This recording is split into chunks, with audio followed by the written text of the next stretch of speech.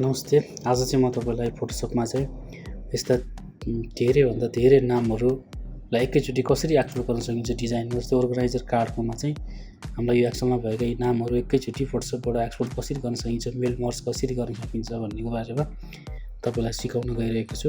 सबभन्दा पहिला चाहिँ यसलाई फोटोसपमा हामी खोल्छौँ। खोलिसकेपछि चाहिँ हामीलाई चाहिँ अब एक्सलमा भएको यो नेम, डेजिग्नेसन एन्ड कन्ट्याक्टको लिस्टहरू यहाँ टन्नै लिस्टहरू हुनसक्छ। यो लिस्टलाई एकैचोटि फोटोसपमा हामीले सरर नामहरू राख्न सक्छौँ। यो बारेमा चाहिँ तपाईँलाई आज म भन्न गइरहेको छु। सबभन्दा पहिला चाहिँ अब हामी यहाँ राख्न पर्ने भनेको हाम्रो के छ भने नेम छ, डेजिग्नेसन छ, कन्ट्याक्ट छ। त्यो हामी यहाँ टाइप गरौँ पहिला।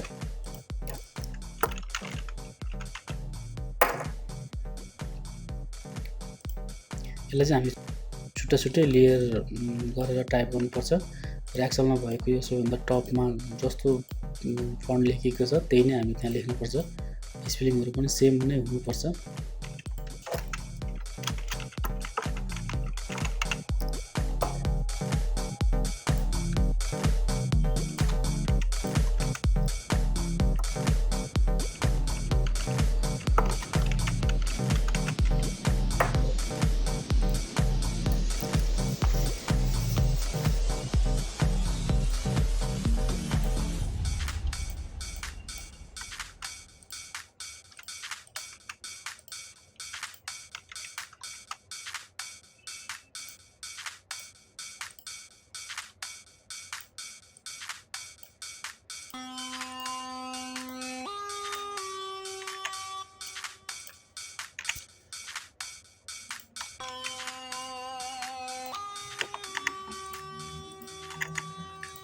यसरी यति नाम टाइप गरिसके पछाडि हाम्रो तीनवटा लेयरहरू छन्। लेयर अहिले हाम्रो 1 2 3 4 5वटा लेयरहरू छन्। यी 5वटा लेयरलाई पनि हामीले चाहिँ मेल मर्ज गर्न सक्छौँ। अहिले चाहिँ म यो 3टा लेयरलाई मात्रै एकैचोटि चेन्ज गर्ने सिस्टम गर्छु। यसमा क्लिक गरौँ, इमेजमा जाउँ, यसमा भेरिएबल भन्ने छ, डिफाइनमा जाउँ। त्यस पछाडि डिफाइनमा गइसकेपछि यहाँनिर हाम्रो लेयरको नामहरू देखिन्छ। यहाँ पहिलो नेम भयो, नेमलाई मैले टेक्स्ट यहाँ पनि सेम स्पेलिङ नेक्स्ट गरेँ।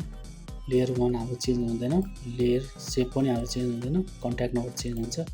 कन्ट्याक्ट नम्बरमा पनि मैले सेम माथिको कन्ट्याक्ट CONTACT कन्ट्याक्ट नै गरिदिएँ।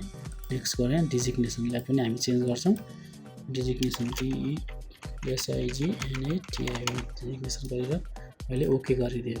यति गरिसके पछाडि हामी चाहिँ यो एक्सलमा भएको फाइललाई सबभन्दा पहिला CSVमा एक्सपोर्ट गर्नुपर्छ। यसलाई चाहिँ सेभ एज गरेर CSV फाइलमा सेभ गर्नुपर्छ। यसलाई CSV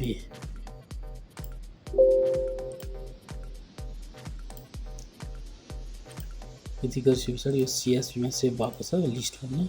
यसलाई अब हामी एकैचोटि एक्सपोर्ट गर्छौँ। फेरि इमेजमा जाने, भेरिएबलमै डाटा सेट गर्ने। डाटा सेटमा चाहिँ इम्पोर्ट गर्ने र सिलेक्ट फाइलमा चाहिँ हाम्रो कहाँनिर सेभ गरेको छौँ अघि डेस्कटपको अर्गनाइजर कार्डमा यहाँ CSV फाइल, यसलाई लोड गरिदिने, ओके गरिदिने, ओके गरिदिने।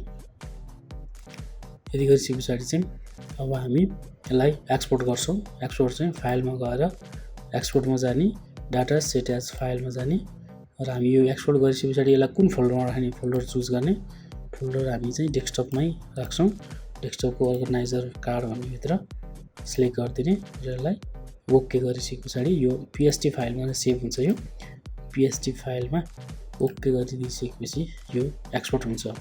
हाम्रो करिब 27-28वटा नामहरू एकैचोटि एक्सपोर्ट भएर त्यो फोल्डरमा सेभ भएर बस्छ। अब हेर्न सक्छौँ हाम्रो यहाँ एकैचोटि यो एक्सपोर्ट भएर यसरी सेभ हुन्छ। जस्तै तपाईँलाई म एउटा खोलेर पनि देखाउन चाहन्छु।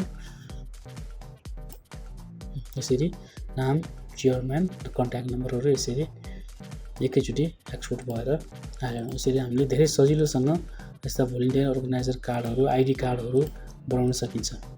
धन्यवाद।